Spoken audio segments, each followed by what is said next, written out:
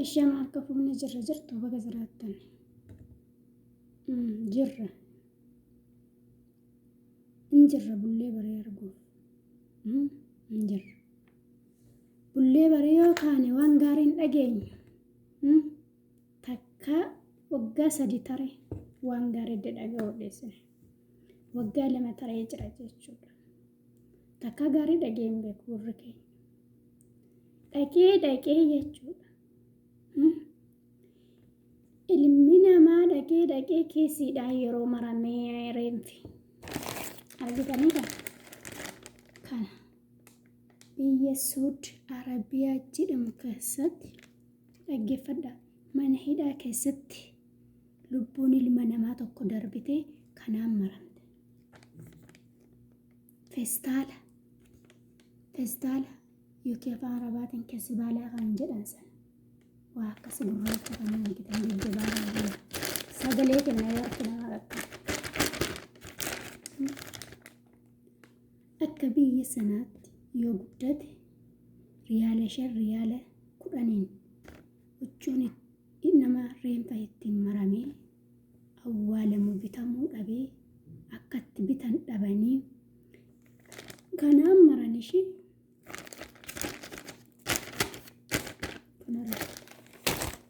bara akkasii keessa jira.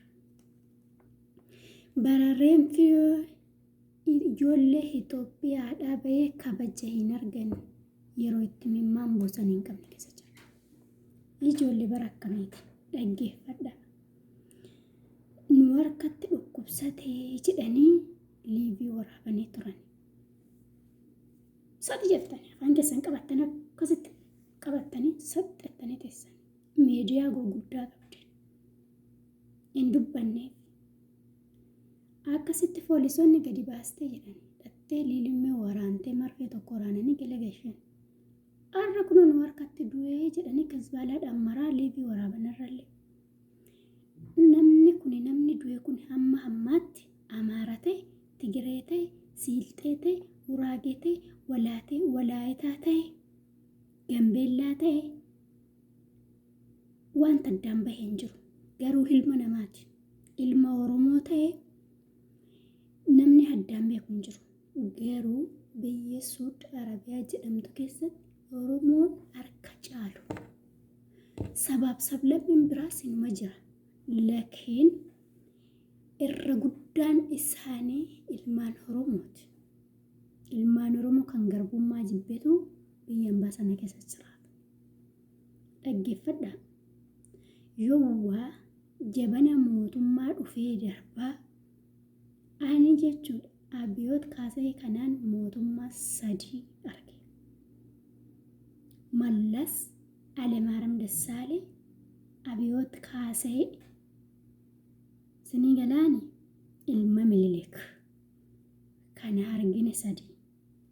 Badaan mootummaa caalu badaan ka garaaf jiraatu ka dantaa sabaa hin qabne ka jimma keessa dhalate jedhanii maqaa jimmaa nyaate jimman namni lubbuu namaa baasuu dhiisaate dhaggeeffadhaa. Ijoolleen jimmaa nama hajjifte kan jedhan dhageettanii beektanii isin? Jimma eessa qabsaa'ee kan jedhan qabsaa'ee beeka kan jedhan kutaan biraa jechuudha. Oromiyaa kutaa 11 keessa kutaa jimmaa keessa kan akka Baaroo Hatumsaa, kan akka Haayilee Fidaa, Nadhii Gammada takka dhageettanii beektu takka dhageenye hin beeknu. Maaliif uummanni kun uummata nagaa waan namaa keessaa hin qabnedha. Qabsaa'us kan hin barbaanne kan jiraachuu barbaadu kan akka amantiisaa jiraachuu barbaadudha. Kan lubbuu namaas baasuu hin barbaanne kan lubbuun isaas karaa taanee darbuu hin barbaanne uummanni jimma. Garuu namichi shamaan Abiyoot kaasayeedha. Maqaa jimmaa dhaateef jimma jechuu hin dandeenye. Warri Abiyoot keenya jimma jettanii har'allee habbichoo jettanii inni habbichoo miti inni nabiyyiidha jettan miti. Nabiyyi miti sabiyyiyyuu hin taane inni duukaa qilee seenaa waa tokko siniin godhu irrallee boorillee umaa siniif hin godhu. Ammallee mee habbichoo jettanii maa hin qaanfattani. Bara ilmi barinuma caaqaanfanne barinuma cabne የልጅ ሀገር namni Itoophiyaa kisbaala nawwaalame jechuun ani waanuma ilaaluun akkuma itti ilaaluu dhabe kisbaala kana namaa ilaaluu na jibbisiise jechuudha mana keessaan qabaa kisbaala itti gatadha yuwwaa reenfi ilmaan Itoophiyaadhaa ittiin maramte jedhan irraa booda argaa kanaan fedhuu siniin jira kisbaalaadhaan maramtee ilmi namaa awwaalamti Itoophiyaa miti Oromiyaa miti biyya biraatu ka kisbaalaan awwaalamti jedhanoo dhageenye ani kana lammeeffaa kisbaala keessa kaa'uu ni sodaadha maali soo jettani kanaan lubbuun reenfi namaa maramte jechuun qodaa qoshaashaatti lubbuun namaa gatamte foon namaa gatamte jechuun reenfi kanaan awwaalame jechuun awwaalamarraa dhageenyamti sini galaane umurii foo kana keessatti kisbaalaadhaan namni marame reenfi marame kan jedhan har'a dhagee isinis akkasuma takkaa dhageenye hin beekne mootummaa dhufee darbaa kana arganii hin beekan mee akkayaa keessa gaafadha mee akaakayyuu keessan gaafadha mee abbaa keessan gaafadha takkaa ilmoon namaadhaa kanaan maramee beeka takkaa ilmoon namaa kanaan maramee awwaalamee beeka reenfi isaa kanaan maramee beeka argitanii beektanii jalqaba kun reefu argina bara habiyyi mootummaa ta'e biyya bushee keessa kunoo kana arginee jira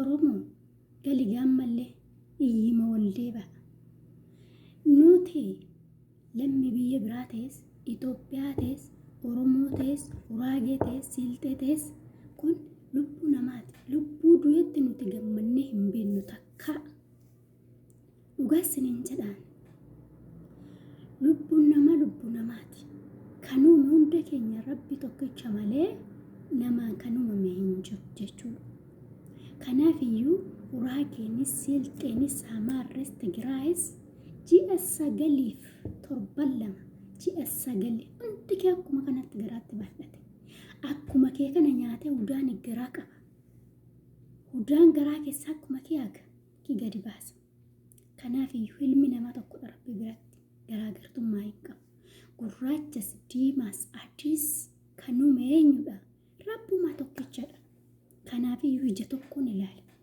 ati inni bareeddu yoo mootummaa rabbii dhabde inni fokkataan sun mootummaa rabbii beekuu galuu danda'a aqa beekuu danda'a ati bareedduun quluuleen kun aqa dhabde aqa wallaalte dhugaa yoo wallaalte jalliste namni fokkataan tortoraa hati jettu shama jettee tuffattu sun rabbiin beekuu danda'a kanaaf iyyuu ilmi namaa tokko nu biratti amma gamaali malli gaafa namni ayyariin tokko nama 15 fudhatte feete biyya galte afaan keessan qadaaddattan satti jettan teessan namni miliyeena bakka hundatti namni miliyeena siniin jedha bara yaa'ee dhumee hin galu hin dhumannee hin fixu sinayyarii tokko yoo galte afaan keessan qabattan galanii jettani namni galee hin jiru akka jirutti jiran ijoolleen akka jirutti bu'aa jirti halkanii guyyaa qoonqoon fixaa jira maal Oromummaa garaa jabaattu sin maal waliif dirmannu saba ko maal waliif dirmannu lammii ko miidiyaa qabdaniin dirmadha asbaa dirmadhaa fi ijoollee Suudi Arabiyaa jiraniif sagalee ta'a guyyaa lama guyyaa sadiin dura waa ijoollee Suudi Arabiyaa kan dubbadhee ture rakkina isaan keessa jiran dubbadhee ture namni na ilaale garuu nama meeqa nama 10 nama akkasi ani ilaaluu keessanirra dantaa hin qabu YouTube guddifachuuf isitti cinqee hin qabu jechuudha sinitti mee jira kana duras dalagatu waan jiruuf maalo Oromoo biyya keef ka'e lammii keef ka'e dirmadhu mootummaa nama nyaata kan lubbuun ilmaan Oromoo lubbuun ilma namaa jechuudha Itoophiyaa keessatti hanga bineensaa ga'uu dhabdee bira hanga bineensa bosona jiru ga'uu dhabde dhaggeeffadha nuti yoo waa bineensota jechuudha kan akka leencaa kana kan akka gaawaa garaagaraa jiru kana yoo waa daawwachuu deemu yoo waa daawwii sanaaf deeman akka inni irrifan innummaan nama beeku sun akka inni irrifan kanaaf jecha namni suuta jedhee deema. Isinii galaane maaliif irrifataa nama baqataa nyaataa amma nama hin bariinitti jechuudha. Kanaaf namni suuta jedhee deemee ilaala. Addee barbaadamee deemaa ilaala. Iyyaa fiigaa hin deemu namni bosonaa mitiiti. Gibbiidhuma bineensotiin keessa horsiifaman keessa waan gurguddaa darbataa, dhagaa darbataa, muka darbataa deemuun hin danda'amu. Maaliif innis lubbuu qabaa hin sodaata. Kanaaf jecha na dha'uu dhufan jedhee rifatuu waan danda'uuf suuta jedhee deema namni yeroo bosona bineensa daawwachuu deemu jechuudha. Bosona keessattuu yoo kuruphee ta'e, yoo bosonuu ta'e, yoo booyyee ta'e wanta nyaataaf oolanillee yeroo ajjeesuuf dhaqani lafa dhiitaa muka cabsaa dhagaa darbataa hin deeman. Suuta jedhanii gaadanii ilaalanii utuu inni hin argiin jechuudha. Argamee hin du'u bineensi. Bileessinit nassinitti utuu argamuu hin du'u dadhabe malee yoo saagamte malee ilaalanii bootaa lubbuutti xiraay godhanii ilaalanii bootaa lubbuutti gadi dhiisanii akkasitti ajjeefatee nyaata jechuudha namni bosona keessaa waan nyaataaf oolu. Kanaaf iyyuu lubbuun ilmaan namaa amma bosonaa amma kisbaalaa amma bineensa bosonaa hin qabde. Ani waan jedhullee hin qabu waan hin dubbadhullee hin qabu jechallee natti halaassammataan na dhukkubu jiraane wanta hin jedhee dubbadhu waan inni irraa ibsu tokko waan hin qabneef nagaan na jiraadha.